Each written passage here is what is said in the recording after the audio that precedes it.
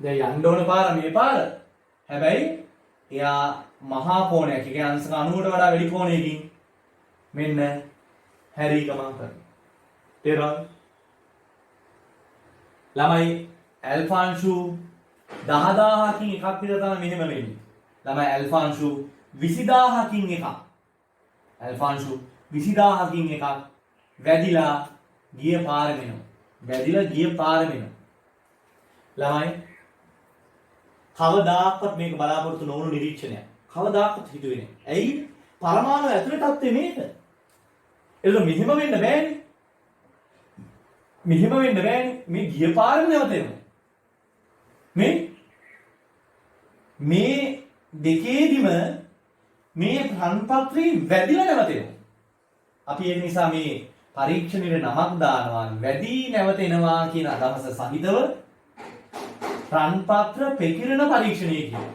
ප්‍රකිරණය කියන්නේ මේ රන්පත්‍රයෙන් වැඩිලා නැවතෙන නිසා. හරිද? එතකොට අපි මේකට කියනවා රන්පත්‍ර ප්‍රකිරණ පරීක්ෂණය කියලා. රන්පත්‍ර ප්‍රකිරණ පරීක්ෂණය. එතකොට මොකද්ද වෙන්නේ? මේ ඇල්ෆා අංශු මේකේ වැඩිලා නැවතෙනවා. දැන් එතකොට මේ පළවෙනි නිරීක්ෂණය. ඒක නිරීක්ෂණ හතරක් ලැබුණා. නිරීක්ෂණ හතර මොකද්ද? ඉස්සලාම කිසිදු බාධාවකින් තොරව විශාල ප්‍රමාණයක් මේ රන්පත්‍රය හරහා යනවා. මේ යවපු ඇල්ෆා අංශු වලින් 8000කින් එකක් විතර සුළු කෝණ වලින් හැරලා යනවා. ඒක තමයි දෙවෙනි නිරීක්ෂණය. ගිය ඇල්ෆා අංශු වලින් 10000කින් එකක් විතර වැඩිලා මහ කෝණ වලින් හැරෙනවා. නැවතෙනවා. ඒ වගේම ඇල්ෆා අංශු 20000කින් එකක් විතර වැඩිලා ගිය පාරෙම පතනය වෙච්ච මාර්ගයේම නැවත හැරී එනවා. ඒක තමයි මේ යාලා බලාපොරොත්තු වෙන පළවෙනි නිරීක්ෂණය විතරයි. කිසිදු බාධාවකින් තොරව එහා පැත්තට හැමෝම යයි කියලා. නමුත් මේ දෙවෙනි නිරීක්ෂණය, තුන්වෙනි නිරීක්ෂණය, හතරවෙනි නිරීක්ෂණය යාලා හීනකින්වත් බලාපොරොත්තු වෙන්නේ නැහැ. ඒක හරියට අර කූඹියාගේ ඇඟේ හැප්පිලා කෝච්චිය පීලි පනිනා වගේ වැඩක්. තේරුණාද? ඒක බලාපොරොත්තුුනේ නෑ එයා. හරි? එහෙම දෙයක් එයා බලාපොරොත්තුුනේ නෑ. ඉතින් මේක සම්බන්ධව තමයි ගයිගර් මාස්ටර් වැඩි හිතන්න යන්නේ නෑ. මේක සම්බන්ධව ගයිගර් මාස්ටර් අත්හැරලා දානවා හිතන එක. මොකද එයාලට ඒ කාලේ හිතන්න වෙන කවුරු හරි ඉන්නදී ඒ කාලේ. එයාලා හිතන්නේ. හැබැයි රදර්ෆර්ඩ් ළමයි මේ වැඩේ අතාරින්නේ නෑ. රදර්ෆර්ඩ් දිගින් දිගටම ඇයි මෙහෙම උනේ කියන එක කල්පනා කරනවා. ළමයි රදර්ෆර්ඩ් පසු කාලේම ලියන පොතක සඳහන් කරනවා මේ නිරීක්ෂණ මාව කොච්චර කම්පණයකට ලක් කරාද කියනවා. එයාගේ අත්අකුණේ ලියනවා. එයා පසු කාලේම ලියන පොතක මේ නිරීක්ෂණය මාව කොතරම් කම්පණයකට ලක් කළාද කියනවා නම් අගල් 14ක් දිග යකඩ උණ්ඩයකින් ඉතා සියුම් කඩදාසියකට වෙඩි තිබ්බහම ඒක ඒ කඩදාසියේ වැදිලා නැවත හැරිලා තමන්ගේ පපුව වැදුනා වගේ සංසිද්ධියක් මෙතනදී එයාට මුහුණ පාන සිද්ධුනේ කියලා එයා එයාගේ අත්අකුරෙන් ලියනවා. එයා පසු කාලේ ලියපු පොත. එහෙනම් ළමයි ඉතා පැහැදිලි මේක කවදාකවත් එයා බලාපොරොත්තු නොවුණු જાතියේ නිරීක්ෂණය. මේ 2 3 4 ළමයි මෙයා දිගින් දිගටම කල්පනා කරනවා. මොකද එයාගේ ගුරුවරයෙක් වෙච්ච තොම්සන් ඉදිරිපත් කළ තියෙන පරමාණු සඳහා ඉදිරිපත් කළ තියෙන ආකෘතිය මේකයි. මේ ආකෘතිය හරිනම් මොකද වෙන්න ඕනේ? තොම්සන්ගේ ආකෘතිය හරිනම් වෙන්න ඕන දේ තමයි මේක හරහා ඇල්ෆා අංශු කිසිදු බාධාවකින් තොරව එහා පැත්තට යන්න ඕන. මොකද ඉලෙක්ට්‍රෝන වල වැඩිලා ඇල්ෆා අංශු වල ගමන් මාර්ගය වෙනස් වෙන විදිහක් නැහැ. ඇල්ෆා අංශු කියන්නේ ඊටමත් ප්‍රබල ඉහළ ස්කන්ධයක් තියෙන අංශු විශේෂයක්. එහෙනම් එහෙම වෙන්න විදිහක් නැහැ.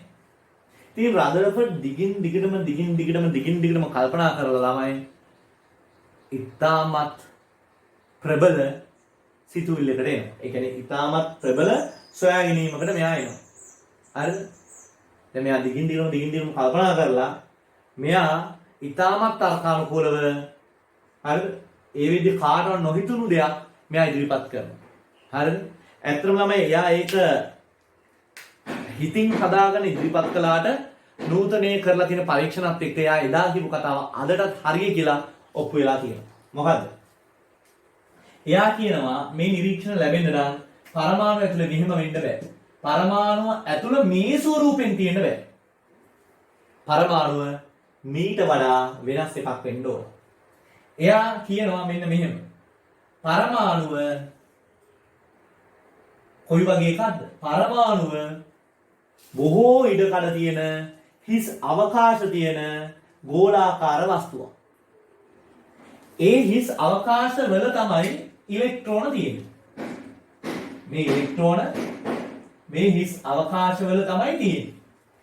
එතකොට මේ හිස් අවකාශයේ තුල විශාල ප්‍රදේශයක් හිස්.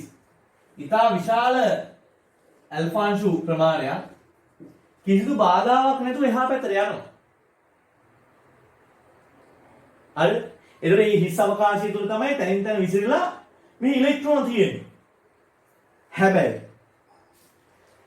ඊටමත් ඉහළ ස්කන්ධයක් තියෙන හැබැයි කුඩාම කුඩා පරිමාවක් තියෙන වස්තුවක් මේකේ තියෙනවා. හරි? මම කුඩාම කුඩා කියන එක ළමයි මම කුඩාවට ඇන්දොත් මට අනිත් දේවවා පේන්න අඳින්න බෑනේ.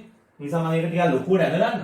හැබැයි මතක තියාගන්න මේක ඊටමත් කුඩාම කුඩා වස්තුවක් කියලා මෙයා කියන්නේ. ඒකේ ආරෝපණය ධනයි. ඒක ඔක්කොම එයා හේතු සහිතව පැහැදිලි කරනවා. ඇයි ඒක ධනයි කියලා මෙයා ගන්න? ළමයි. යවන්නේ ධනාරූපිත ඇල්ෆාන්ෂුවක්. යවන්නේ ධනාරූපිත ඇල්ෆාන්ෂුවක්. මේ ඇල්ෆාන්ෂුව නැවත හරවලා එවනවා. ඒ ඇයි? ධනට ධන විකර්ෂණය වෙන නිසා. ධනයි ධන විකර්ෂණය වෙන නිසා. එයා කියනවා මේක ධනාරූපිත වස්තුවක්. ඒ වගේම මේක ස්කන්ධය ඉතාමත් අධිකයි. ඒ ස්කන්ධය ඉතාම අධිකයි කියන්නේ මේ යන කෙනාට වඩා බොහෝ විශාල ස්කන්ධයක් තියෙනවා. හැබැයි කුඩාම කුඩා පරිමාවක තියෙන්නේ. ඒ නිසා ඝනත්වය ඉතාමත් අධිකයි ළමයි. ඝනත්වය කියන්නේ ළමයි ස්කන්ධ විදීම පරිමාවනේ. ඝනත්වය සමානයි ස්කන්ධ විදීම පරිමාව. එතකොට ළමයි ස්කන්ධය ඉතා විශාල වෙලා පරිමාව ඉතාමත් කුඩා වුණා නම් ඝනත්වය මොකද වෙන්නේ? ඉතාමත් විශාල වෙනවා. ඝනත්වය ඉතාමත් විශාල වෙනවා. එහෙනම් ඔන්න වැඩේ පැහැදිලි. මොකද්ද? ඉතාමත් ඉහළ ස්කන්ධයක් තියෙන හැබැයි පුංචිම පුංචි පරිමාවක තමයි මේ වස්තුව තියෙන්නේ. ඒ වස්තුව ඉතාමත් ඉහළ ඝනත්වයක් ගන්න දෙයක්. ඉතින් මේ ඉතා අධික ස්කන්ධයක් තියෙන නිසා මේ ඇල්ෆා වලට වඩා ගොඩාක් ස්කන්ධ වැඩි නිසා මොකද වෙන්නේ? මෙයා ගිහිල්ලා වැදුනහම එයාව නැවත හරවලා එවන්න තරම් නැවත වැදිලා බම්ප් වෙලා ඉන්න තරම් මොකද වෙන්නේ? මේක ප්‍රබල වෙනවා. දැන් උදාහරණයක් විදිහට හිතන්නකො ළමයි. කඩදාසියකින් බිත්තියක් හදලා තියෙනවා. කඩදාසියක් තමයි ඒකේ බිත්තියේ තියෙන්නේ. ඔයාගේ ස්කන්ධයට වඩා කඩදාසි ස්කන්ධය අඩු නිසා ඔයා දුවගෙන වේගෙන් ගිහිල්ලා කඩදාසි බිත්තිය හැප්පුණොත් මොකද වෙන්නේ? කඩදාසිය සිදුරු කරගෙන ඔයාට එහා පැත්තට යන්න පුළුවන්. හැබැයි මම ගඩොල් බිත්තියක් ගන්නකො. ගඩොල් මුළු බිත්තිය ගත්තාම ඔයාගේ ස්කන්ධයට වඩා ඒකේ ස්කන්ධය වැඩි. දැන් මොකද වෙන්නේ? ඔයා වේගෙන් දුවන් ගිහිල්ලා හැප්පුණොත් ඔයාව තමයි විසිකලා යන්නේ. හරිනේ? එහෙනම් ඔන්න වැඩේ පැහැදිලි. මොකද්ද? මෙයා කියනවා ඉතා අධික ස්කන්ධයක් තියෙන දෙයක් තියෙනවා හැබැයි කුඩාම කුඩා පරිමාවක. එයා කොහොමද කුඩාම කුඩා පරිමාව කියන්නේ? ළමයි මේ බලන්න මෙහිම හැරිලා ආවේ 8000කින් එකක්. මෙහිම හැරිලා ආවේ 10000කින් එකක්. මෙහිම හැරිලා ආවේ ගියේ කිරණ වලින් 20000කින් එකක්. ඒක ඊට පස්සේ පැහැදිලි කරනවා හරි අපූර්වට තර්කානුකූලව. එයා කියනවා මේක ළඟින් නිකන් ගෑවි නොගෑවි වගේ යන අය මොකද වෙන්නේ? ඔන්න ඔහොම හැරෙන. බලන්න. ඊටම තර්කානුකූලව එයා පැහැදිලි කරනවා. හැබැයි ඊට වඩා ටිකක් මැද්දට වෙන්න වැදෙන අය මොකද වෙන්නේ? මෙහෙම හැරෙනවා. ඒතකොට මේ තුන්වෙනි නිරීක්ෂණය තමයි එකෙන් පෙන්වන්නේ. ළමයි බොහෝම කුඩා පරිමාවකින් නිසා 20000කින් එකක් මේකත් එක්ක හරි කෙලින් අපි කියනවා ඍජු ගැටුම් ඇති කරගන්නවා. මුහුණට මුහුණලා face to face හැප්පෙනවා. දැන් මොකද වෙන්නේ? 20000කින් එකක් මෙච්චර කෙනෙක් ගිහලා 20000කින් එකක් එහෙම හරි කෙලින් හැප්පෙන්නේ ඇයි? මේක කුඩා පරිමාවක තියෙන නිසා. දැන් මොකද වෙන්නේ? මේක ගිය පාරෙම නැවතෙනවා. ගිය පාරෙම නැවතෙනවා. එහෙනම් ළමයි මොකද්ද ඒකේ තේරුම? ඒකේ තේරුම තමයි මෙයා ගිය පාරෙම නැවතෙනවා. ඒකේ තේරුම තමයි මේක ඉතා කුඩා පරිමාවක අධික ස්කන්ධයක් දරන වස්තුවක්. ඇල්ෆාංශුව වැදිලා නැවත හරවලවන්න ප්‍රබල වුණේ අන්න ඒක නිසා. ඇල්ෆාංශුව වැදිලා නැවත හරවලවන්න තරම් ඒක ප්‍රබල වුණේ අන්න ඒක නිසා. තේරුණා නේද? එහෙනම් ළමයි ඕක තමයි මෙයා ඉදිරිපත් කරන කතාව. එයා මෙන්න මේ මැද තියෙන එයා මේ ඉදිරිපත් කරපු ධනාරෝපිත ඉතා කුඩා පරිමාවක තියෙන මේ අංශුවට නැත්නම් මේ කොටසට එයා නමක් දානවා න්‍යෂ්ටිය කියලා. න්‍යෂ්ටිය කියන සංකල්පේ ලෝකෙ මුල්වත් ඉදිරිපත් කරන ළමයි මේ රදර්ෆර්ඩ් කියන විද්‍යාඥයා. හරිද? එහෙනම් ළමයි අපි මේ කතා කරපු දේවල් ටික මුලින්ම සටහන් කරගමු. හරි? ළමයි රදර්ෆර්ඩ්ගේ ග්‍රහ ආකෘතිය 1911. එතන ළමයි රූප සටහන පොඩ්ඩක් නම් කරගන්න. නෙගටිව් ඉලෙක්ට්‍රෝන්ස් කියන එක නම් කරගන්න ඍණාරෝපිත ඉලෙක්ට්‍රෝන. ඍණාරෝපිත ඉලෙක්ට්‍රෝන. හරි? ඍණාරෝපිත ඉලෙක්ට්‍රෝන. ඊළඟට නියුක්ලියස් පොසිටිව් charge කියලා කියනවා. ඒක නම් කරගන්න ධන ආරෝපිත න්‍යෂ්ටිය. ධන ආරෝපිත න්‍යෂ්ටිය. ධන ආරෝපිත න්‍යෂ්ටිය. හරි? බලන්න රන්පත්‍ර පරීක්ෂාවෙන් ලද නිරීක්ෂණ පදනම් කරගනිමින් අර්නස්ට් රදර්ෆර්ඩ් විසින් මෙම ආකෘතිය ඉදිරිපත් කරන ලදී. හයිලයිට් කරගන්න මේ වාක්‍ය රන්පත්‍ර පරීක්ෂාවෙන් ලද නිරීක්ෂණ පදනම් කරගනිමින් අර්නස්ට් රදර්ෆර්ඩ් විසින් මෙම ආකෘතිය ඉදිරිපත් කරන ලදී කියන එක හයිලයිට් කරගන්න. හරි? පැහැදිලිද? ළමයි ඊට පස්සේ තියෙන මාතෘකාව බලන රන්පත්‍ර පරීක්ෂා රදර්ෆර්ඩ්ගේ රන්පත්‍ර පරීක්ෂාව. ඇල්ෆාංශු ප්‍රකිරණ පරීක්ෂණය. ප්‍රකිරණය කියන්නේ වැදිලා නැවත එනවා කියන එක. වැදී නැවත එීම. ප්‍රකිරණය කියන්නේ ඒකයි. එහෙනම් ප්‍රකිරණය කියන එකට ඊතලයක් දාලා ලියා ගන්න. වැදී නැවත එීම. වැදී නැවත එීම. ඒක තමයි ප්‍රකිරණය කියන එකේ තේරුම. හරි. ඊට පස්සේ හයිලයිට් කරගන්න රදර්ෆර්ඩ්ගේ මෙහෙයවීම යටතේ ගයිගර් මාස්ටර්න් යන අය විසින් මෙම පරීක්ෂණය සිදු කරන ලදී. මොකද ළමයි ඔයාලට ප්‍රශ්න අහද්දී ඔන්න ඕක ඔයාගේ අවධානය යොමු කරනවා මේක ගයිගර් මාස්ටර්න් ඒ කියන්නේ මේ සහායුණු දෙන්න කවුද කියලා. ඒතකොට ගයිගර් මාස්ටර්න් විසින් තමයි සිද්ධ කළේ රදර්ෆර්ඩ්ගේ මෙහෙයවීම යටතේ. හරි. ළමයි බලන්න මෙහිදී පහත රූපයේ දැක්වෙන පරිදි තුවරිත ඇල්ෆා අංශු හයිලයිට් කරගන්න තුවරිත ඇල්ෆා අංශු තුනී රන්පත්‍රයක් මත වැදීමට සලස්වන ලදී. නිකන් ඇල්ෆා අංශු මේ ළමයි තුවරණය කරන ලද. ඒ කියන්නේ වේගය වැඩි කරන ලද ඇල්ෆා අංශු තමයි මෙතන අපි එව්වේ. හරි. බලන්න එතන පොඩ්ඩක් අපි ওই රූප සටහන නම් කරගමු. එතන තින් ගෝල් ෆොයිල් කියලා එකක් තියෙනව නේද? එතන ලියා ගන්න තුනී රන්පත්‍රය. තුනී රන්පත්‍රය. තුනී රන්පත්‍රය. තුනී රන්පත්‍රය. ඊළඟට stream of alpha particles කියලා තියෙන්නේ. එතන දාගන්න ඇල්ෆාංශු කදම්බය. ඇල්ෆාංශු කදම්බය.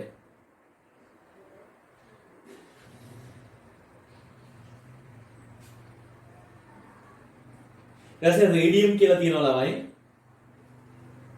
වරහණක් දාලා ලියා ගන්න රේඩියම් පොඩි ඉරි කැලක් දාලා ලියා ගන්න ඇල්ෆාංශු නිකුත් කරන විකිරණශීලී මූලද්‍රව්‍ය. ඇල්ෆාංශු නිකුත් කරන විකිරණශීලී මූලද්‍රව්‍ය. ඊට ළමයි ඒක තියලා තියෙන අර ඉලක්ක කරලා එවන්න ඕන නිසා ලෙඩ් කුටීරයක් ඇතුලේ ලෙඩ් කන්ටේනර් කියලා තියෙන එක නම් කරන්නේ ලෙඩ් කුටීරය.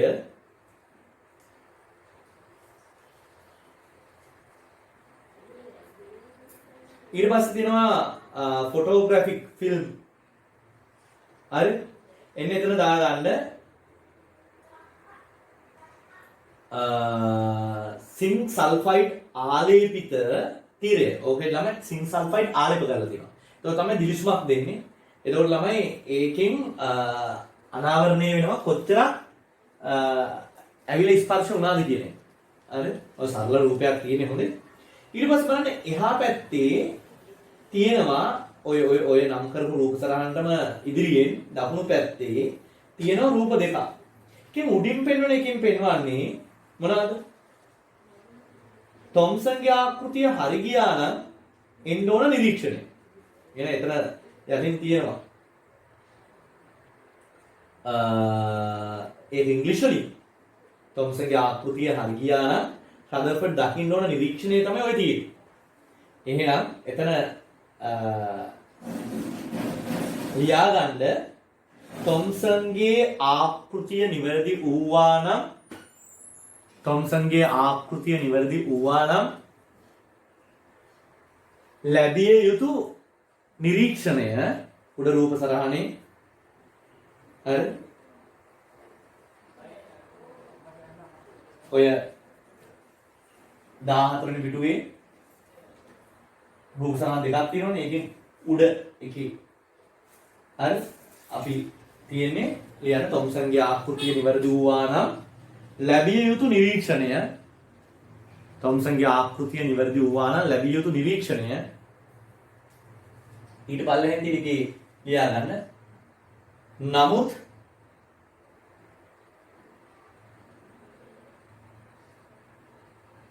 රදර්ෆර්ඩ්ගේ ආකෘතියට අනුකූලව ලැබුණු රන්පත්‍ර පරීක්ෂාවේ නිරීක්ෂණය හරි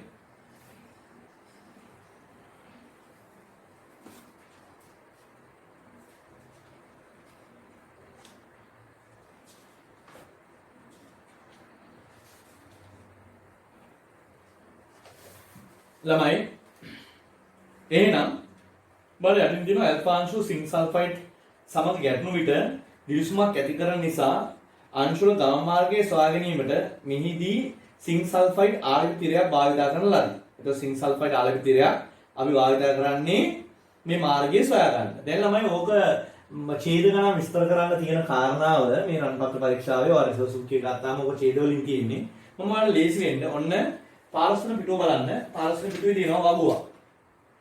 මෙම පරීක්ෂණය ලද නිරීක්ෂණ සහ ඊට අදාළ රද්දපට විසින් එළඹුණු නිගමන තමයි ඔකේ පෙන්වන්නේ.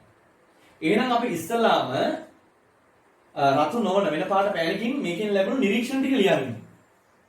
මේකෙන් ලැබුණු නිරීක්ෂණ ටික ලියන්න. ඊට පස්සේ අපි නිගමන ටික ලියමු. එහෙනම් අංක 1 රතු නොවන වෙන පාට පෑනකින් ලියන්න. ඇල්ෆා අංශු වලින් වැඩි කොටස ඇල්ෆා කියලා ලියද්දි ළමයි ඔයා සංකේත පාවිච්චි කරන්න. දැන් පුරුදු වෙන්න එහෙනම්. හරිද? ඇල්ෆා අංශු වලින් වැඩි කොටස අංක 1 කියන නිරීක්ෂණය ලියවෙන්නේ ඇල්ෆා අංශු වලින් වැඩි කොටස කිසිදු බාධාවකින් තොරව බගු ඇතුළේ ලියන්න. ඇල්ෆා අංශු වලින් වැඩි කොටසක් කිසිදු බාධාවකින් තොරව රන්පත්‍රය හරහා ගමන් කිරීම. ඇල්ෆා අංශු වලින් වැඩි කොටසක් කිසිදු බාධාවකින් තොරව රන්පත්‍රය හරහා ගමන් කිරීම.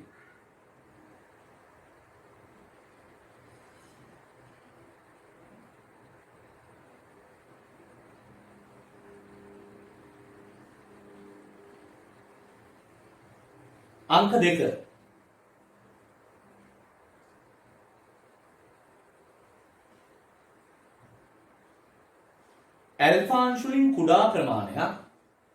ඇල්ෆා අංශු වලින් කුඩා ප්‍රමාණයක් වරහන් ඇතුලේ 8000කින් එකක්.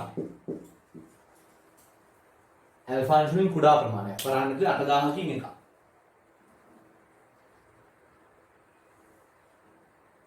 සුළු කෝණ වලින් උත්ක්‍රමණය වෙමින් ළමයි ඒක අපි මේ ලියන්නේ නිරීක්ෂණ හොඳේ නිරීක්ෂණ කියන පැත්තේ ලියවෙන්නේ ඔක්කොම පල්ලෙහෙන් පල්ලෙහාට ඇල්ෆා අංශු වලින් කුඩා ප්‍රමාණයක් වරහන් ඇතුලේ 8000කින් එකක් වරහන් වහලා සුළු කෝණ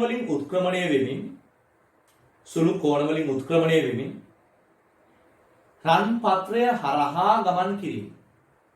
රන් පත්‍රය හරහා ගමන් කිරීම. රන් පත්‍රය හරහා ගමන් කිරීම.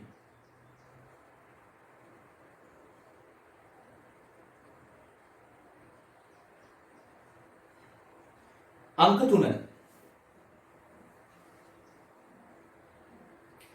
ඇල්ෆා අංශු වලින් ඉතා කුඩා ප්‍රමාණයක්. अंक 3 ඇල්ෆා අංශු වලින් ඉතා කුඩා ප්‍රමාණයක්. ඉඩ මදි වෙයි ඒ නිසා පරිස්සම් ලියන්න. ඇල්ෆා අංශු වලින් ඉතා කුඩා ප්‍රමාණයක් වරහන් ඇතුලේ 10000කින් එකක්.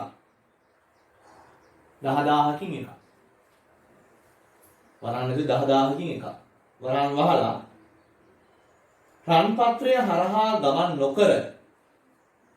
රන් පත්‍රය හරහා ගමන් නොකර මහා කෝණ වලින් අපගමනය වීම. රන් පත්‍රය හරහා ගමන් නොකර මහා කෝණ වලින් රන් පත්‍ර වලින් ගමන් නොකර මහා කෝණ වලින් අපගමනය වී.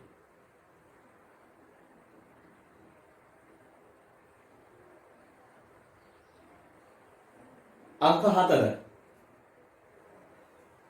ඇල්ෆා අංශ වලින් ඉතා සුළු ප්‍රමාණයක් අංක 4 ඇල්ෆා අංශ වලින් ඉතා සුළු ප්‍රමාණයක්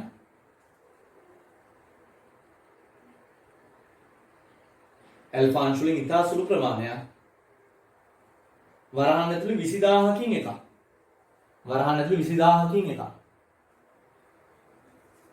ඇල්ෆා අංශ වලින් ඉතා සුළු ප්‍රමාණයක් වරහන් ඇතුළේ 20000කින් එකක් වරහන් වහලා රන් පත්‍රයේ මත වැඩි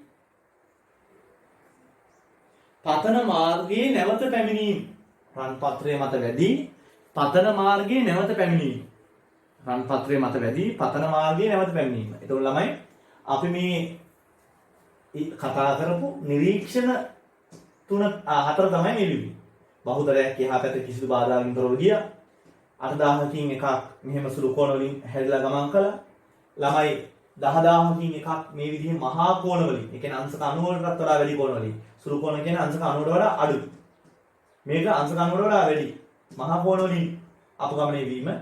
හතරවෙනි එක 20000කින් එකක් පතන මාර්ගයකම නැවතෙන එක. ඒ නිසා හතරවෙනි එක ලිව්වේ ඇල්ෆා අංශ වලින් ඉතා සුළු ප්‍රමාණයක් වරහන් ඇතුලේ 20000කින් එකක් වරහන් වහලා රන් පත්‍රයේ මත වැඩි පතන මාර්ගයේ නැවත පැමිණීම. හරි. පතන මාර්ගයේ නැවත පැමිණීම. හරි. දැන් ළමයි මේ නිරීක්ෂණ දිහා බලපුවාම රදර්ෆර්ඩ් ආපු නිගමන මොනවද? පළවෙනි නිරීක්ෂණයෙන් මෙයා ආපු නිගමනය තමයි පරමාණුව ඇතුලේ විශාල ඉඩකඩක් හිස්. ඒකයි විශාල ප්‍රමාණයක් එහා පැත්තට කිසිදු බාධාවකින් තොරව ගියේ. එතකොට ඒ විශාල ඉඩ ප්‍රමාණය තුළ ඉලෙක්ට්‍රෝන තනින් තන තියෙනවා වෙන්න පුළුවන්. ඒක මොකද මෙයාගේ ගමනට බාධාවක් වෙන්නේ නැහැ. තේරුණාද? ඒ ඉලෙක්ට්‍රෝන මේ ඇල්ෆා අංශ වල ගමනට බාධාවක් වෙන්නේ නැහැ. හරි? එහෙනම් ඔය පළවෙනි නිරීක්ෂණයෙන් යාලා ලැබු නිගමනය රතු නොවන වෙන පාටකින් ලියා ගන්න. නිගමනය ලියා ගන්න. පළවෙනි කෙලින් නිගමනය රන් පත්‍රය තුල පවතින පරමාණු රන් පත්‍රය තුල පවතින පරමාණු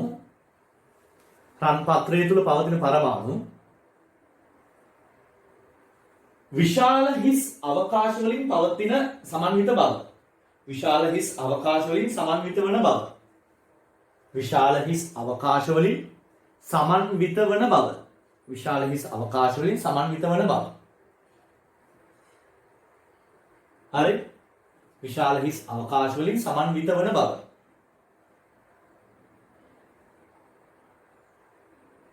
ළමයි ඊළඟට මෙන්න මේ නිරීක්ෂණ තුනෙන්ම කියවෙන්නේ මොකද්ද? න්‍යෂ්ටිය සම්බන්ධව.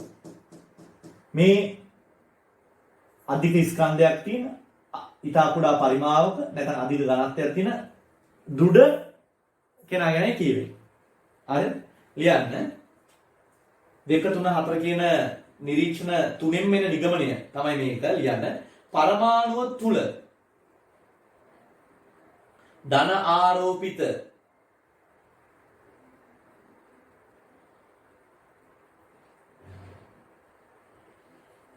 දෘඩ ස්කන්ධය අධික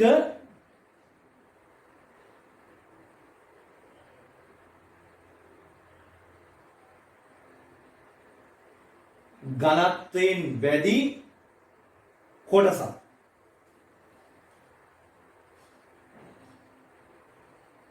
ඊතා කුඩා පරිමාවක ඒක රාශි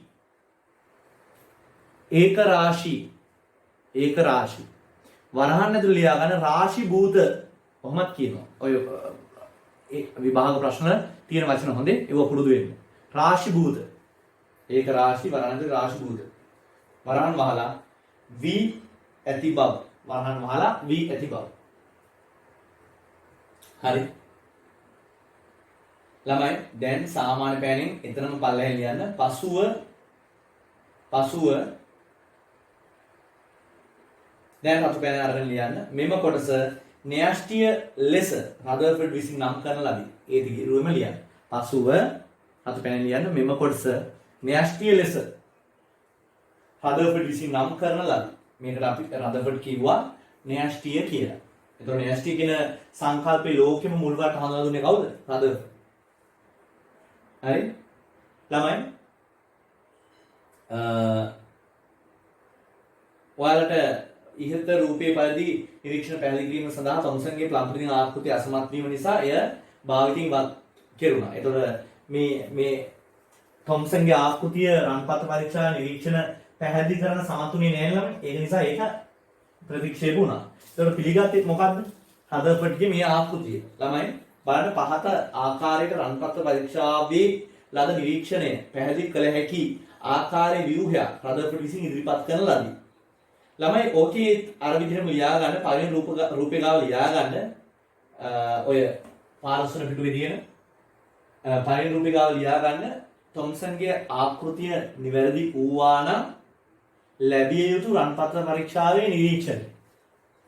තොම්සන්ගේ ආකෘතිය නිවැරදි වූවා නම් ලැබිය යුතු රන්පත්‍ර පරීක්ෂාවේ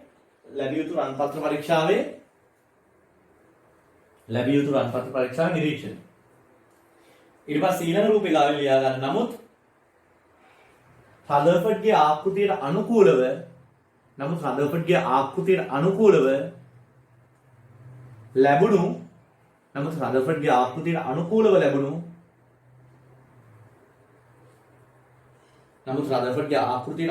ලැබුණු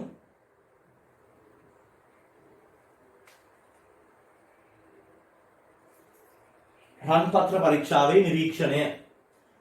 පරීක්ෂාවේ නිරීක්ෂණය. හරි? රන්පත්‍ර පරීක්ෂාවේ නිරීක්ෂණය. හරි?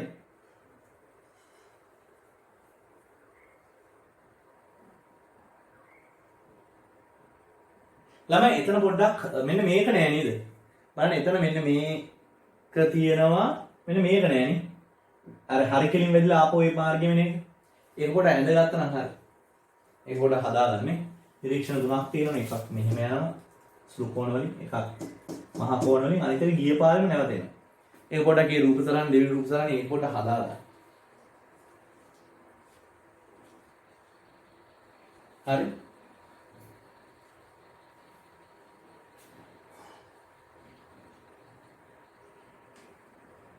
ළමයි ඕක තමයි ළමයි ඉතිහාසය තුල න්‍යෂ්ටිය පරමාණු ඇතුළට ආපු පළවෙනි අවස්ථාව. ඒ නිසා මේක තමයි පරමාණු සඳහා ඉදිරිපත් වුණු පළවෙනි න්‍යෂ්ටික ආකෘතිය. හයිලයිට් කරගෙන යටින් කියනවා මේ පරමාණු සඳහා ඉදිරිපත් වූ පළමු න්‍යෂ්ටික ආකෘතිය වෙයි. හයිලයිට් කරගන්න. මේ පරමාණු සඳහා ඉදිරිපත් වූ පළමු න්‍යෂ්ටික ආකෘතිය වෙයි.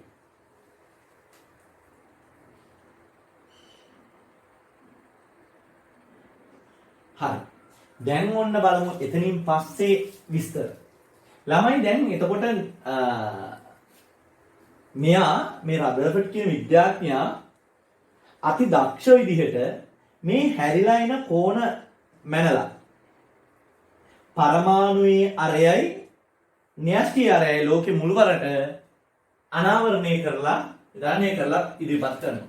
ළමයි යා පරමාණුයේ අරය 10 8ක් සෙන්ටිමීටර විතර වෙන බවත් න්‍යෂ්ටි අරය 10යි සෙන්ටිමීටර 12ක් 13ක් අතර වගේ ගාණක්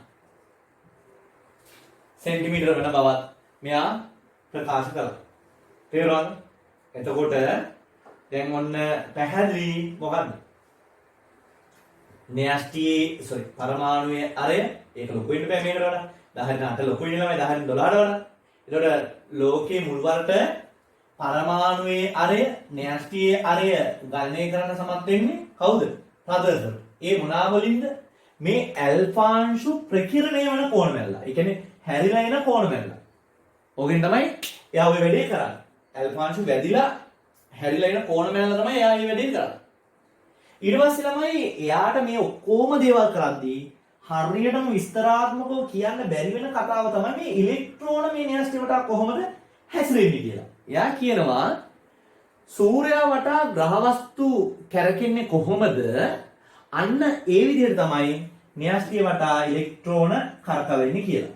ඒක නිසා ළමයි මේ ආකෘතිය රදර්ෆර්ඩ්ගේ ග්‍රහ ආකෘතිය කියලා කියනවා. නමුත් ඒ කාලේ හිටපු විද්‍යාඥයෝ තර්ක කරනවා සූර්යයා සහ ග්‍රහ වස්තුන් කියන්නේ ආරෝපිත වස්තුන් නෙවෙයි. හැබැයි මැද තියෙන න්‍යෂ්ටිය ඉලෙක්ට්‍රෝනයි කියන්නේ න්‍යෂ්ටිය ධන ඉලෙක්ට්‍රෝන ඍණ. ඒක නිසා මේ ධනාරෝපිත න්‍යෂ්ටි වටේට ඍණාරෝපිත ඉලෙක්ට්‍රෝන ඔහොම කැරකෙන්න බෑ. මොකද වෙන්නේ? මේක මෙහෙම කැරකෙද්දී එන්න මේක ආකර්ෂණය වෙලා යම් මොහොතක මේක න්‍යෂ්ටි මත කඩා වැටෙන්න ඕනයි කියලා එයා මොකද කියන්නේ? එයා ඉදිරිපත් කරනවා. එහෙනම් වැඩේ පැහැදිලි මොකද්ද? මේක න්‍යෂ්ටිය මත කඩා වැටෙන්න වෙනවා. මෙහෙම වුණොත් මෙයාගේ වෙන පැහැදිලි කිරීමක් නැහැ. මේක කොහොමද වෙන්නේ කියලා. ඒ නිසා තමයි මෙයාගේ ආකෘතිය එතරම් ඒ කියන්නේ මේ ඔක්කොම කතා හරි අර කාරණා නිසා සාර්ථක වෙනවා. මොකද එයා පැහැදිලි කරලා නැහැ න්‍යෂ්ටි වට ඉලෙක්ට්‍රෝන මෙහිම කඩාන වැටි ගමන් කරන්නේ කොහොමද කියලා. ඒක පැහැදිලි කරන්නේ ඊළඟ ආකෘතිය භෝග්‍ය ආකෘතිය.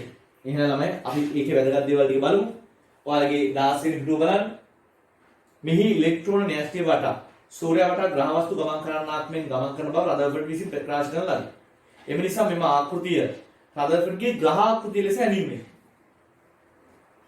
ඉහත රූපයේ පරිදි පරමාණුක ධනාරෝපිත ව්‍යුහය නැත්නම් අපි කියනවා න්‍යෂ්ටි කියලා පරමාණුවේ සමස්ත පරිමාණයට සාපේක්ෂව ඉතා කුඩා වන බව රදර්ෆර්ඩ් විසින් පැහැදිලි කර ඇත. ඊළඟට ළමයි මේක විභාගය අහනවා හයිලයිට් කරගන්න ඇල්ෆා අංශ වල ප්‍රකිරණ කෝණ මැනීමෙන්. හයිලයිට් කරගන්න ඇල්ෆා අංශ වල ප්‍රකිරණ කෝණ මැනීමෙන් පරමාණුවේ සහ න්‍යෂ්ටිය අරය මැනිය හැකි බව රදර්ෆර්ඩ් විසින් පෙන්වා දෙන ලදී. ළමයි ප්‍රකිරණය වෙලා එන කෝණ මැනලා තමයි මේක කරන්න පුළුවන් වෙන්නේ. හයිලයිට් කරගන්න. ඇල්ෆා අංශ වල ප්‍රකිරණ කෝණ මැනීමෙන් පරමාණුවේ සහ න්‍යෂ්ටිය අරය මැනිය හැකි බව රදර්ෆර්ඩ් විසින් පෙන්වා දෙන ලදී. හයිලයිට් කරගන්න. හරි? න්‍යෂ්ටිය අරය දල වශයෙන් 10-13 සෙන්ටිමීටර 10-12 සෙන්ටිමීටර අතර වන බවද පරමාණුවේ අරය 10 දල වශයෙන් 10-8 සෙන්ටිමීටර වන බවද රදර්ෆර්ඩ් විසින් ගණනය කර ඇත. ළමයි ඒ වාක්‍යය හයිලයිට් කරගන්න. ළමයි ඒ අනුව පරමාණුවේ පරිමාවයි න්‍යෂ්ටි පරිමාවයි ගණනය කරන්න පුළුවන්. ඒ කියන්නේ මොකද්ද? මේක ලොකුයිනේ. මේක 3න් 4යි 5r ගණනයට දාලා මේක 3න් 4යි 5r ගණනයට දාලා මෙතනින් පරමාණුවේ පරිමාවත් මෙතනින් න්‍යෂ්ටි පරිමාවත් ගන්න පුළුවන්. ඒතකොට පරමාණුවේ පරිමාවයි න්‍යෂ්ටි පරිමාවයි අරගෙන ඒ දෙක බෙදුවහම ළමයි එනවා උත්තරේ 10-15ක් කියලා. 10-15ක් කියලා උත්තරේ එනවා. ඒ කියන්නේ ළමයි පරමාණුවේ පරිමාව බෙදනවා න්‍යෂ්ටි පරිමාවයි. ඒතකොට එනවා 10-15ක් කියලා. ඒකේ තේරුම මොකද්ද? න්‍යෂ්ටිය වගේ 10-15 ගුණයක් විශාලයි පරමාණු. දැන් මේ ළමයි ඔහොම කිව්වහම සමහර ළමයිට නිකන් ඉලක්කමක් විතර ඉතින් එහාට අවබෝධයක් නැහැ, හැඟීමක් නැහැ. මම ඕක තේරුම් ගන්න සරල ප්‍රායෝගික උදාහරණයක් දෙන්නම්. ඔයා දැකලා තියෙනවනේ ළමයි මීටර් 100 දිග ධාවන පතයක්. ඔයා මං හිතන්නේ සමහරවල් දුරලත් වෙයි. මීටර් 100 දුර දිග ධාවන පතයක්. සාමාන්‍ය සැලකියුතු දුරක් තියෙනවා. ඔය මීටර් 100ක ධාවන පතය සයිස් දිගක් තියෙන නැත්නම් විස්කම්භයක් තියෙන ඔයා වෘත්තයක් ගැන හිතන්න. මීටර් 100යි මේකේ විස්කම්භය. හරිද? එතකොට ඔයාලට හිතා ගන්න පුළුවන් ඉතා විශාල මොකද්ද? පරිධියක් තියෙන එකක් තමයි ඕක. නේද? මේ වටේ දිග ඉතා විශාලයි. විස්කම්භය මීටර් 100ක් වෙන්නේ. එතකොට හිතන්න අන්නේ පරිධිය මේ වෘත්තයේ වටේ දිග සයිස් නම් පරමාණුව න්‍යෂ්ටිය කොයි වගේ සයිස් කියලාද හොයාගන්න තියෙන්නේ. ළමයි න්‍යෂ්ටිය හරියට ඕක මැද්ද තිබ්බ මුං ඇටයක සයිස් එකට සමානයි කියලායි හොයාගන්න තියෙන්නේ. ඒ කියන්නේ ළමයි පරමාණුවේ සයිස් එකට සාපේක්ෂව න්‍යෂ්ටිය කොච්චර කුඩාද? ඇයි? අර විස්කම්භය මීටර 100ක් වෙච්ච විස්කම්භය මීටර 100ක් වෙච්ච මෙන්න මේ වගේ වෘතයක් ගත්තොත් ඒකේ නම් පරමාණුව ඒක මැද්දේ තිබ්බ මුං ඇටයකට සමානයිලු මුං ඇටේ සයිස් එකට සමානයිලු න්‍යෂ්ටිය. ඒක ඔයා දන්නවා පරමාණුව කියන්නේ කොතරම් කුඩා එකක්ද කියලා. කොච්චර කුඩායිද? පුංචිම පුංචි අංශුවක් තමයි පරමාණුව කියන්නේ. තමයි පරමාණුව එච්චර කුඩා වෙද්දී ඒක ඇතුලේ තියෙන න්‍යෂ්ටිය කොච්චරනම් කුඩා වෙන්න ඕන. ඒතකොට එච්චර කුඩා එකක් අධික ස්කන්ධයක් දරනවා. තේරුණාද? එච්චර කුඩා එකක් අධික ස්කන්ධයක් දරනවා. පරමාණුවේ සමස්ත ස්කන්ධය තියෙන ළමයි න්‍යෂ්ටි ඇතුලේ. අපි ඒක නිසා කියනවා පරමාණු ස්කන්ධයේ තියෙන කොතනද න්‍යෂ්ටි? පරමාණු ස්කන්ධේ ඒක රාශියලා තියෙන න්‍යෂ්ටියට. හරිද? ඒතකොට පරමාණුවේ සමස්ත ස්කන්ධය තියෙන කොහෙද? න්‍යෂ්ටිය ඇතුලේ. පරමාණුවේ සමස්ත ස්කන්ධය තියෙන්නේ න්‍යෂ්ටිය ඇතුලේ. එතකොට ඕක අපි මොනවාද? ඔතනින් හොයාගෙන තියෙනවා. තේරුණාද? පරමාණුවේ අපි දැන්ටමත් දන්නවා. පරමාණුවේ දැන් ස්කන්ධ ක්‍රමාංක කියලා ගන්න ඉදී ළමයි. අපි වටේට තියෙන ඉලෙක්ට්‍රෝන ගන්නෙ නෑනේ. මොකද ඉලෙක්ට්‍රෝන වල ස්කන්ධය ළමයි මේ න්‍යෂ්ටි ස්කන්ධයට සාපේක්ෂව නොසලකා සිටිය හැකි තරම් කුඩායි.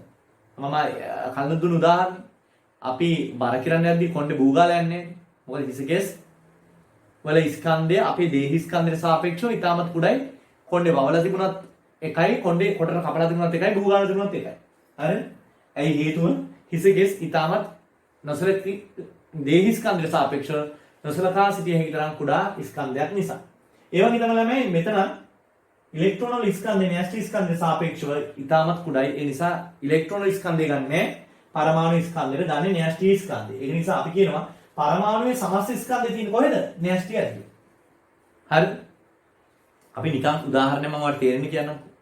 මට මේ පෑන හිතන්න නිකන් මම බොරුවට උදාහරණයක් ගන්නම්. මේ පෑන ග්‍රෑම් 100ක් බරයි කියලා හිතන්න. මේ පෑන ග්‍රෑම් 100ක් බරයි. මේක ග්‍රෑම් 100ක් බරයි. මේක හැදලා තියෙන්නේ පරමාණු 100කින් කියලා හිතන්නකෝ. එතකොට එක පරමාණුක ස්කන්ධයේ ග්‍රෑම් 1යිනේ. ඔය ග්‍රෑම් එක කොහෙද තියෙන්නේ? න්‍යෂ්ටි ඇතුලේ. එතකොට අපිට මේ යම් කිසි වස්තුවක බර කියලා දැනෙන්නේ ඒකේ න්‍යෂ්ටි වල බර. ඔන්න ඕක තමයි අදහස.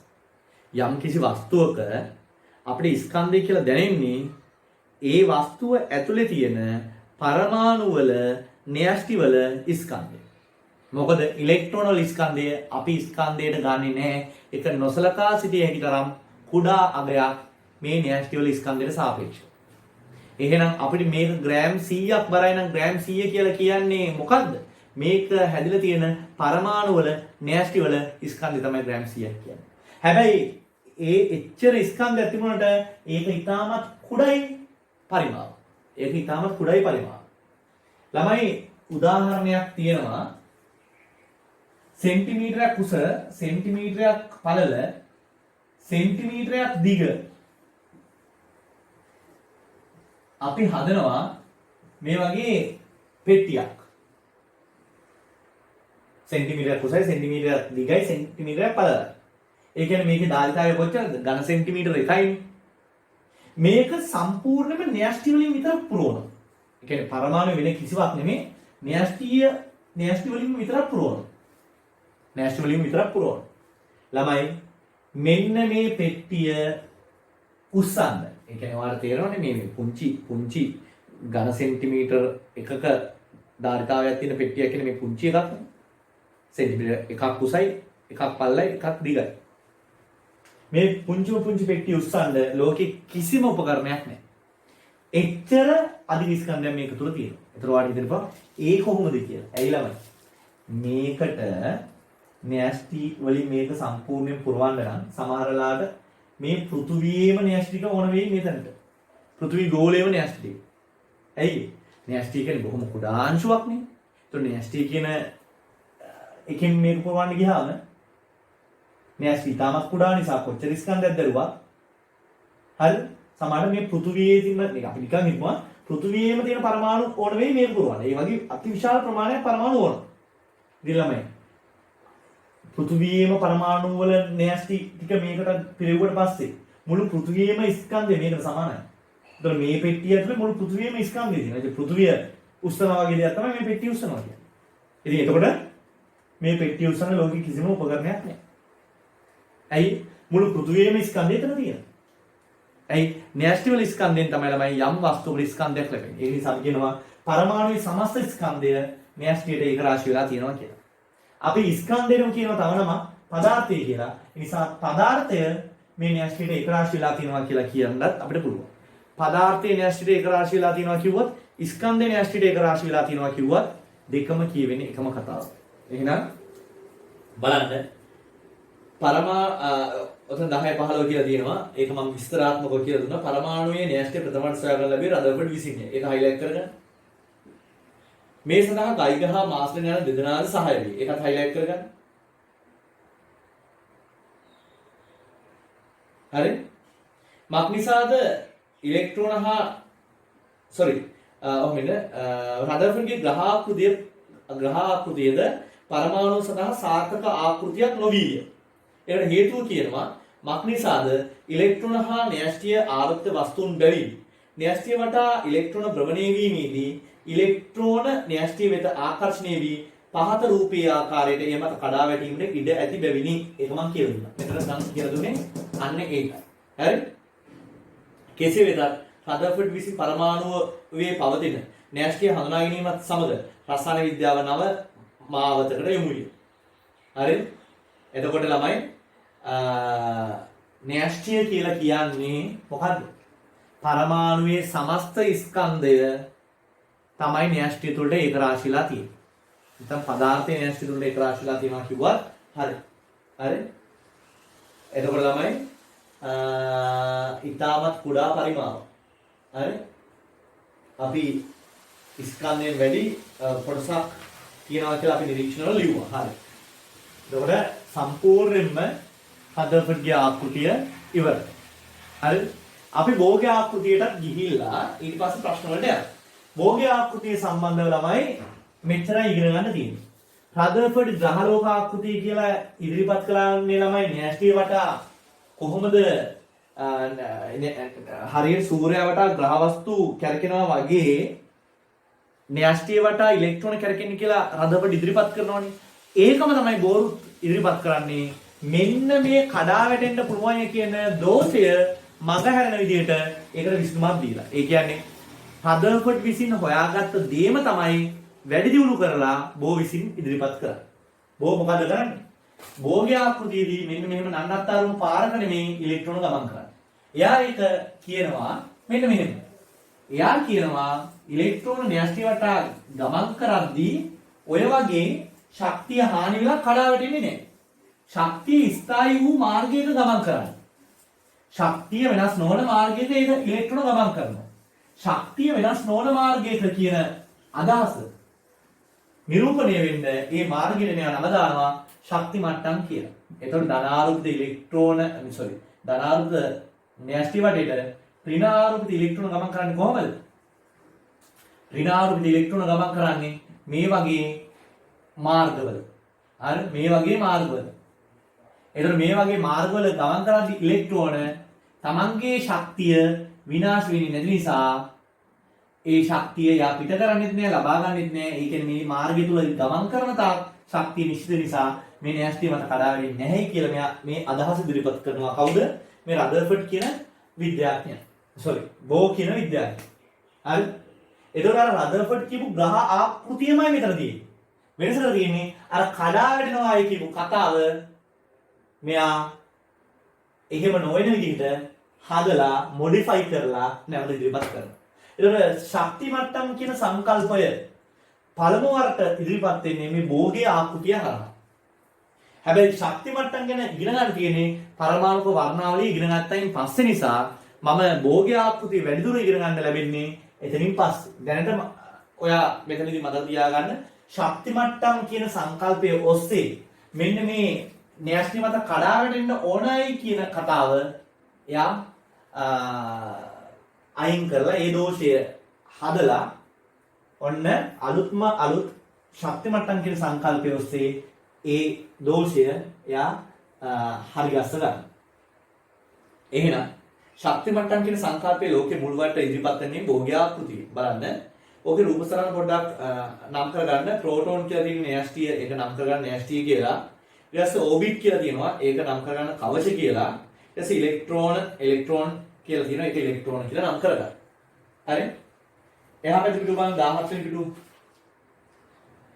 මෙම ආකෘතිය හයිලයිට් කරගන්න 1913 දී නීල්ස් බෝර් නැමැති ඩෙන්මාර්ක් ජාතික විද්‍යාඥයෙකු විසින් ඉදිරිපත් කර ඇත.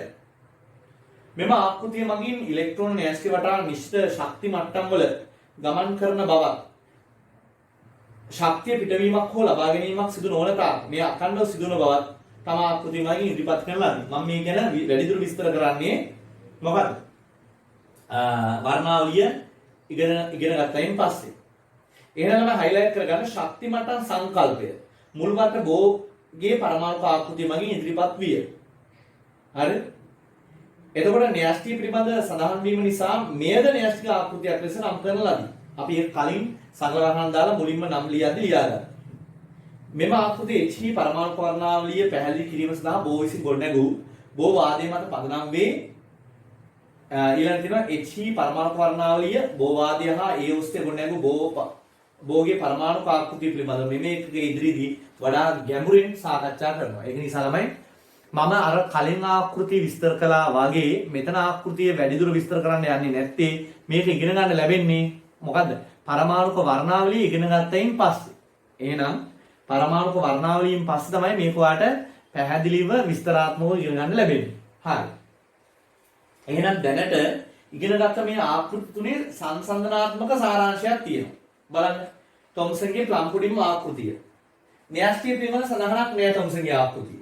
හැබැයි රදර්ෆර්ඩ්ගේ ආකෘතියේ න්‍යෂ්ටියක් තියෙනවා, බෝගේ ආකෘතියේ න්‍යෂ්ටියක් තියෙනවා.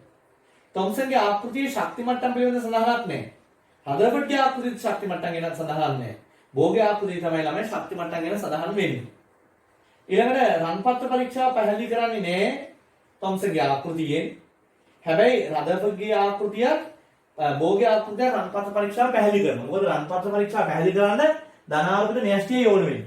ওই න්‍යෂ්ටිය රදර්ෆර්ඩ්ගේ ආකෘතියේ තියෙනවා, බෝගේ ආකෘතියේ තියෙනවා. න්‍යෂ්ටිය රදර්ෆර්ඩ්ගේ ආකෘතියේ බෝගේ ආකෘතියේ තියෙන නිසා රන්පත්‍ර පරීක්ෂාවේ නිරීක්ෂණ පැහැදිලි කරනවා.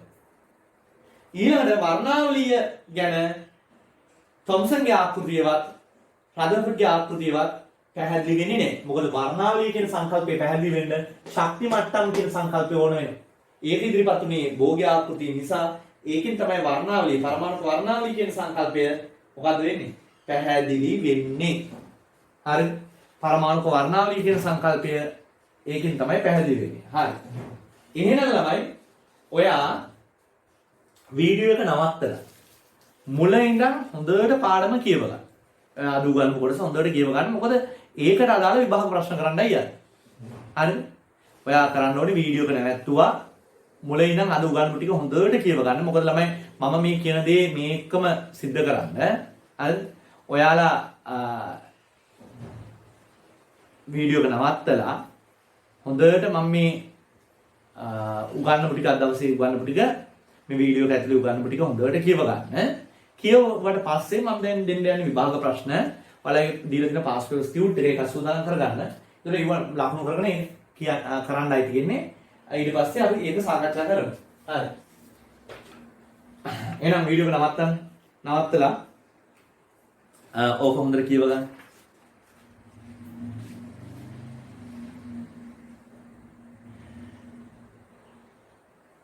හරි. දැන් එහෙනම් මම ප්‍රශ්න දෙන්නයි යන්නේ. එහෙනම් ඔන්න දැන් ඔයා ප්‍රශ්න කරන්නයි යන්නේ. ළමයි 3 වෙනි පිටුවේ කියන්නේ ඔයාලා ප්‍රශ්න පොතේ 3 වෙනි පිටුව. ඒකේ 4 වෙනි ප්‍රශ්නේ. ඒකේ 4 වෙනි ප්‍රශ්නේ. 5 වෙනි ප්‍රශ්නේ. 5 වෙනි ප්‍රශ්නේ. ඒකේ 4 5. ඊළඟට 8 වෙනි ප්‍රශ්නේ. 10 වෙනි ප්‍රශ්නේ.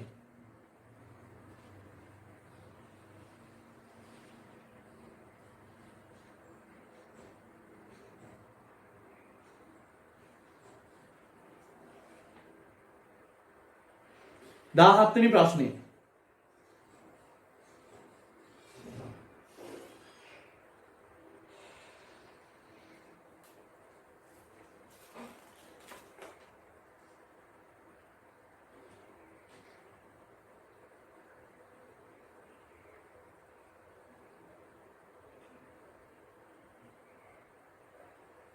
तीस हतरेनी प्रश्ने 34वेनी प्रश्ने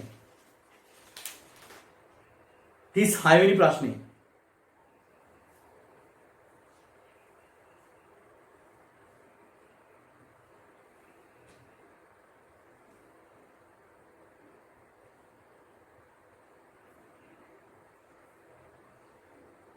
43वेनी प्रश्ने 43 වෙනි ප්‍රශ්නේ දැනට උගන්වපු නැති තීරි කාරණාවක් තියෙනවා. එකම අවස්ථාවේ ඉලෙක්ට්‍රෝන තරංග වශයෙන් උත් අංශු වශයෙන් උත් නොහැසිරේ කියන එක. ඒක වැරදි කියලා සලකන්න. C ප්‍රකාශනය. 43. එහෙම හැසිරෙනවා. හරිද? ඒකයි තීරියට දැනුම. එකම අවස්ථාවේ ඉලෙක්ට්‍රෝන තරංග වශයෙන් උත් අංශු වශයෙන් උත් හැසිරෙනවා කියන එක තමයි දැනුම. ඒක 100ද වැරදි කියලා ගන්න. ඒක 43ක් කරන්න පුළුවන්.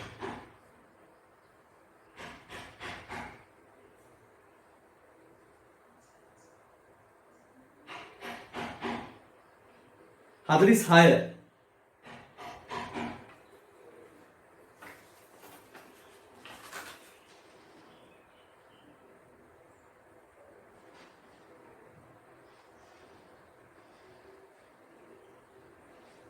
Hadris name මට මතකද ඔයාලා කළාද මන් දන්නේ.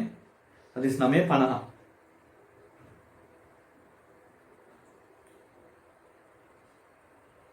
හරි? කමන්නේ අපෝ කරමු. හරි.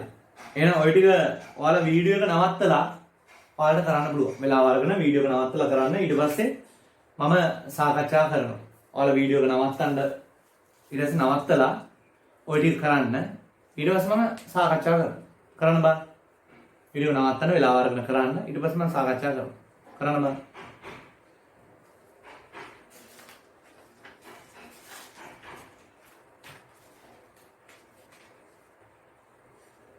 හරි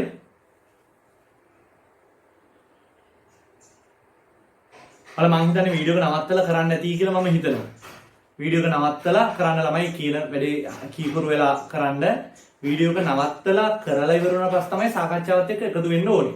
ප්‍රශ්න සාකච්ඡාවත් එක්ක. නැත්නම් ළමයි ඔයා නිකම්ම ඔහේ බලන් ඉඳලා ඔයාලා මේකේ කුසලතාවයක් ඇති වෙන්නේ නැහැ. හරි ළමයි ඒ වගේම අහගන්න තව පණිවිඩයක් තියෙනවා. ඔයාලට ළමයි විශේෂ ප්‍රශ්න පත්‍ර වැඩසටහනක් ක්‍රියාත්මක වෙනවා. ඒ ගැන අපේ ටෙලිග්‍රෑම් ගෲප් වල දැනුවත් කරනවා. 21 ළමයිට වෙනම ටෙලිග්‍රෑම් ගෲප් එකක් තියෙනවා. 22 ළමයිට වෙනම ටෙලිග්‍රෑම් ගෲප් එකක් තියෙනවා.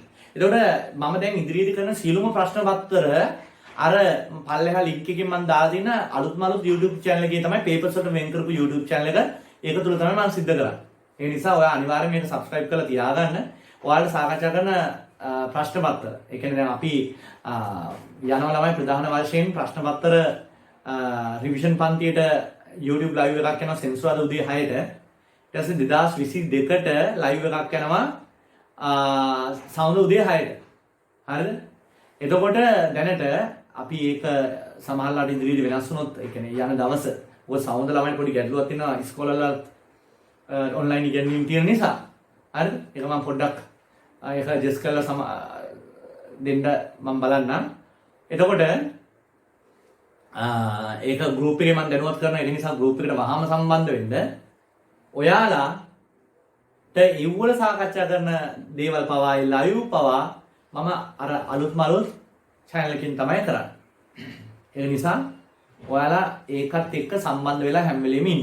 හරිද? මේකෙන් පාඩම් මාලාව යනවා. ඒකෙන් තනිකර ප්‍රශ්න පත්‍ර සාකච්ඡා කරන වැඩේ සිද්ධ කරන්නම යන්නේ. හරි. එහෙනම් බලන්න 4. පරමාණුක න්‍යෂ්ටික ආකෘතිය සමග වඩාත්ම කිට්ටුවෙන් සම්බන්ධ වී ඇත්තේ මින් කුමන විද්‍යාඥයාද? න්‍යෂ්ටික ආකෘතියත් එක්ක. තොම්සන්ගේ එකේ න්‍යෂ්ටික ආකෘතියක් තිබුණේ නැහැ. මාස්ඩන් රන්පත් පරීක්ෂාව කරන්න හිටපු එක්කෙනෙක්. එහෙනම් එයා රදර්ෆර්ඩ්ගේ න්‍යෂ්ටික ආකෘතියත් එක්ක සම්බන්ධයි. මිලිකන් සම්බන්ධයක් නැහැ, බෙකරල් නැහැ, අයින්ස්ටයින් නැහැ. උත්තරේ 2 මාස්ඩන්. දැක්කනේ? අරේලා ගෝලියෝ කියලා අතහැරලා දාන්න බෑ. ඒ නනුත් අපි දැනන් ඉන්න ඕන. දැක්කනේ විභාග ප්‍රශ්න අහන විදිහ. ඊට පස්සේ 5. පරමාණුක ආරය. ළමයි මම කෙලින්ම දුන්නා පරමාණු ආරය සෙන්ටිමීටර වලින් 10 8 සෙන්ටිමීටර කියලා. උත්තරේ 4. උත්තරේ 4. එහෙනම් 5ට උත්තරේ 4. පරමාණුයේ ආරය 10 8 සෙන්ටිමීටර. ඊට පස්සේ 8 වෙනි එක පරමාණුක න්‍යෂ්ටියේ ආරය. මම දුන්නා 10 12 සෙන්ටිමීටර කියලා. එහෙනම් ඒකත් උත්තරේ 4 ළමයි. 10 12 සෙන්ටිමීටර. ඊට පස්සේ එතකොට 8 වෙනි එකට 4 උත්තරේ. හොඳේ. 10 ඇල්ෆාන්සු සහ රන් ලෝහ පත්‍රයක් යෙදීමෙන් රදර්ෆර්ඩ් කළ පරීක්ෂණයෙන් පහ සඳහන් කරුණ හෝ කරුණු අනාවරණය විය. පරමාණු සිම්පල් A පරමාණු ඉලෙක්ට්‍රෝන වලින් සමන්විත වන බව. ළමයි පරමාණු ඉලෙක්ට්‍රෝන වලින් සමන්විත වන බව රදර්ෆර්ඩ් නෙමෙයි හොයාගත්තේ. ඒක රන්පත් පරීක්ෂාවෙනුත් නෙමෙයි හොයාගත්තේ. ඒ නිසා ඒක වැරදි. ඒක වැරදි ළමයි. පරමාණුක ස්කන්ධයේ ලක්ෂ්‍යය ඊටමත් කුඩා පරිමාවට රාශිභූත වී ඇති බව. ඒක හරි. මම මේ වචනේ දුන්නා. පරමාණු ස්කන්ධයේ තියෙන කොහෙද? න්‍යෂ්ටියේ. ඊටමත් කුඩා පරිමාවක ඒක රාශි වෙලා නැත්නම් රාශිභූත වෙලා තියෙන්නේ. B කියන ප්‍රකාශනය හරි. පදාර්ථයේ තැනුම් ඒකකයේ පරමාණුව වේ. වැරදි. ඒක කිව්වේ 1803 දී ජෝන් ඩෝල්ට මේ ඇල්ෆාන්සු රන්පත්‍ර පරීක්ෂාව සිදු කරන්නේ 1911 දී. එහෙනම් ඒක වැරදි. පදාර්ථයේ තැනුම් ඒකකය පරමාණු වේ කියන එක වැරදි. පරමාණු වල නියුට්‍රෝන ඇත. ළමයි පරමාණු නියුට්‍රෝන ඇත කියන එක හරි. නමුත් මේ ප්‍රශ්නේ හරි මොකද්ද? ඇල්ෆාන්සු රන් ලෝහ පත්‍රයක් යෙදීමෙන් රදර්ෆර්ඩ් කළ පරීක්ෂණයෙන් පහසන කරුණු අනාවරණය වුණාලු. ඒ කියන්නේ රන් පත්‍ර පරීක්ෂාවෙන් අනාවරණය වෙන දේවල් ගැන යහන්නේ. එතකොට පරමාණු නියුට්‍රෝන ඇත කියන එක හරි වුණාට මේකෙන් අනාවරණය වෙන්නේ නැති නිසා උත්තරේ වැරදි. එහෙනම් උත්තරේ හරියන්නේ B විතරයි. උත්තරේ 5. සිම්පල් B විතරයි හරි. උත්තරේ 5. උත්තරේ 5. සිම්පල් B විතරයි හරියන්නේ. උත්තරේ 5. 17. රදර්ෆර්ඩ්ගේ රන්පත් පරීක්ෂාව පෙන්වන්නේ පදාර්ථය අරගන්නා විශ්වයේ වැඩි කොටසක් හිස් බවය. ඒක හරි. ළමයි රදර්ෆර්ඩ් කියනවා පැහැදිලිවම පරමාණුවේ විශාල ප්‍රදේශයක් හිස්. ඉතින් ළමයි පරමාණුවේ විශාල ප්‍රදේශයක් හිස් නම් ඒකෙන් හැදුණු මුළු පදාර්ථයේම විශාල ප්‍රමාණයක් හිස් වෙන්න එපේ. ඒක හරි. පදාර්ථය අරගන්නා විශ්වයේ වැඩි කොටසක් හිස් බවය. ඒක හරි. පදාර්ථයේ ධනාත්මක න්‍යෂ්ටි වශයෙන් ඒකරාශී වී ඇති බව. ළමයි මම කිව්වා පදාර්ථයටම තව සමාන වචනයක් කියනවා ස්කන්ධය කියලා. ඒතර පදාර්ථය ධනාත්මක න්‍යෂ්ටි වශයෙන් ඒකරාශී වී ඇති බව කියන වාක්‍යයේ පදාර්ථය කියන වචනේට ස්කන්ධය කියන එක දාලා බලන්න. ස්කන්ධය කියන එක දාලා කියවන්න. කොහොමද කියවෙන්නේ? ස්කන්ධය ධනාත්මක න්‍යෂ්ටි වශයෙන් ඒකරාශී වී ඇති බව. ඒක හරිනේ ළමයි. ස්කන්ධය තියෙන්නේ කොහෙද? පරමාණු න්‍යෂ්ටි ඇතුලේ. ඒකටම තමයි අපි පදාර්ථය කියන්නේ. එහෙනම් ළමයි B එක හරි. මොකද ඒක වටේට තියෙන විශාල ප්‍රදේශයක් හිස්. තනිතන පුංචි ප්‍රමාණයකින් ඉලෙක්ට්‍රෝන තියෙනවා. එච්චරයි තියෙන්නේ. එහෙනම් B එක හරි. C සිහින් පටල පමණක් ඇල්ෆාන්සු ප්‍රකිරණය කරන බව වැරදි ළමයි. සිහින් පටලයකට පුළුවන් නම් ප්‍රකිරණය කරන්න ඊට වඩා ඝනකම් පටලයකට කොහොමවත් පුළුවන් නේ ළමයි. එහෙනම් සිහින් පටල පමණක් ප්‍රකිරණය වැඩිලා නැවත එන්න සලස්වනවා කියන එක වැරදි. ඊට වඩා ඝනකම් පටලයට කොහොමවත් වැඩි නැවත පරාවර්තනය කරන්න පුළුවන්. ඒ නිසා ඒක වැරදි. ඉලෙක්ට්‍රෝන නියත ශක්ති මට්ටම් වල ගමන් කරන බව ළමයි රදර්ෆර්ඩ්ගේ රන්පත්‍ර පරීක්ෂාවෙන් නෙමෙයි ඒක කියුනේ. බෝගේ ආකෘතියෙන් ඒක කියුනේ. බෝගේ ආකෘතිය. ඒ නිසා ඒක වැරදි. එතකොට ළමයි උත්තරේ වෙන්නේ A හරි B හරි. A B උත්තරේ අංක 1.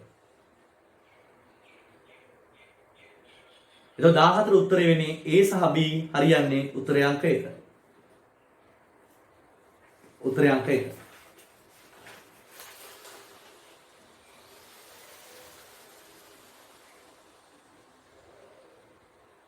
34 පරමාණුක න්‍යෂ්ටියේ තරම ප්‍රථමවට නිර්ණය කරන්න ලැබුවේ කවුද ළමයි? රදර්ෆර්ඩ් විසින්. කොහොමද? ඇල්ෆාන්සු ප්‍රකිරණය වන කෝණ මැනලා. එහෙනම් අපි බලමු. ඇල්ෆාන්සු ප්‍රකිරණ භාවිතේනි. පේනව නේද? උත්තරේ 1. හරියට දැනුම ඉගෙන ගත්තා ළමයි විභාග ප්‍රශ්න මට්ට ලේසි. හැබැයි මේ විෂය කාරණා හදලා ඔයාලට තියෙන නෝට් හදලා තියෙනවා නම් උගන්ලා තියෙනවා නම් ඉතින් ඔයාලට මේ ප්‍රශ්න අමාරු තත්ත්වයටපත් වෙනවා. බලන්න ඒකේ තියෙනවා ඇල්ෆාන්සු අවශෝෂණ භාවිතයෙන් කියලා එකකුත්. ඒක පැහැදිලිව දැනන් ඉන්නවා ඇල්ෆාන්සු ප්‍රකිරණ භාවිතයෙන් කියලා. එහෙනම් උත්තරේ 1. උත්තරේ 1.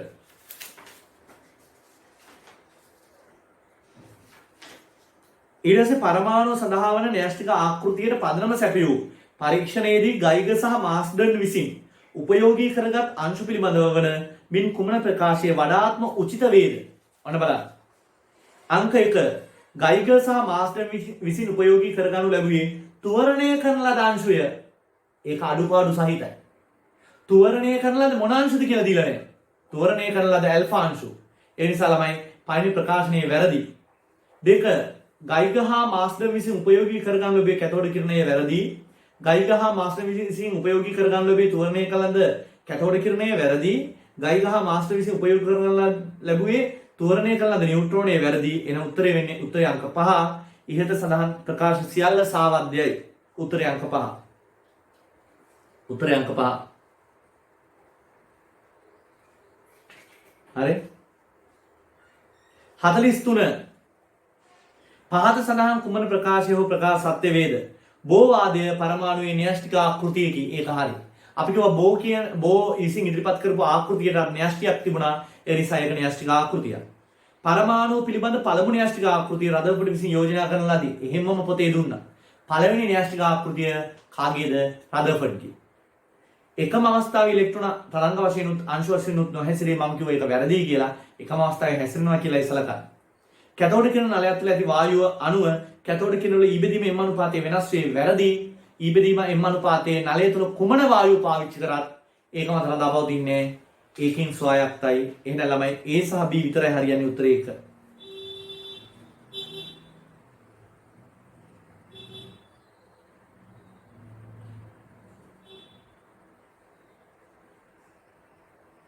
පහත සඳහන් හදිස් 6. පහ සඳහන් විද්‍යාඥයින් අතරින් පරමාණුක වාදයේ ගොඩනැගීම හා සම්බන්ධ නොවේ කවරෙක් දැයි හඳුනා ගන්න. පරමාණුක වාදයේ ගොඩනැගීමට සම්බන්ධ නොවේ. ඒක පරමාණුව සම්බන්ධව ඉදිරිපත් වෙලා තියෙනෝනේ. නීල්ස් බෝ පරමාණුක ආකෘතියක් ඉදිරිපත් කළා. ඒතර එයා පරමාණු සම්බන්ධ කාර්යයක් සිදු කළා. තොම්සන් පරමාණුක ආකෘතියක් ඉදිරිපත් කළා. ඒ වගේම උපපරමාණුක අංශුවක් වෙච්ච ඉලෙක්ට්‍රෝන හොයාගත්තා. චැඩ්වික් උපපරමාණු අංශුවක් වෙන නියුට්‍රෝනය හොයාගත්තා. රදර්ෆර්ඩ් ආකෘතියක් ඉදිරිපත් කළා. හැබැයි ලීනස් පෝලින් කියන එක්කෙනා ළමයි පරමාණුවක්වත් උපපරමාණුවක් හා සම්බන්ධ දෙයක් කරලා නැහැ. එයා හොයාගන්නේ පසු කාලිනව විදුර ඍණතාවය කියන කාරණාව. එහෙනම් පරමාණුක වාදය පරමාණු සහ උපපරමාණු අංශු පිළිබඳව විස්තර සොයාගන්න දායක වුණු නොවුණු කෙනෙක් විදිහට ලීනස් පෝලින් අපිට ගන්න පුළුවන් උත්තරය 4. 46 උත්තරය 4. 46 උත්තරය 4.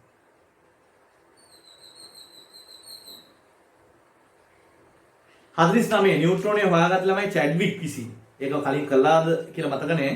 චැඩ්වික්. එහෙනම් හදිස් නමේ උත්තරේ 3.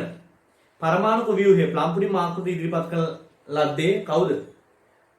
ප්ලම්පුඩින් ආකෘතිය ජේ.ජේ. තොම්සන්. උත්තරේ 2. 50 උත්තරේ 2. එහෙනම් ළමයි ඔතනින් අදට මේ පාඩම අවසන්. ඊළඟ දවසේ අපි පරමාණු ක්‍රමාංක ස්කන්ධ ක්‍රමාංක කියන කොටසත් එක්ක මුණ ගැහෙනවා. ඔයාලා ප්‍රශ්න පත්‍ර කෙරෙන ඔයාලට මේ පාඩමට අදාළ ඊළඟ පාඩම් වලට අදාළ 2021 22 සහ ඒ හැමෝගෙම ප්‍රශ්න පත්‍ර කරන පාඩම් ප්‍රශ්න පත්‍ර කරන්නේ අපි පේපර්ස් වල වෙනම දාලා තියෙන YouTube channel එකෙන්. ඒකේ link එක පල්ලෙහා තියෙනවා. ඒක subscribe කරන්න. ඒක ඔස්සේ ලොකු වැඩ ප්‍රමාණයක් ලොකු ප්‍රශ්න ප්‍රමාණයක් හා ලොකු පුහුණුවීමක් ඉදිරියට කරන්න බලාපොරොත්තු වෙනවා. හරි. බොහොම ස්තුතියි.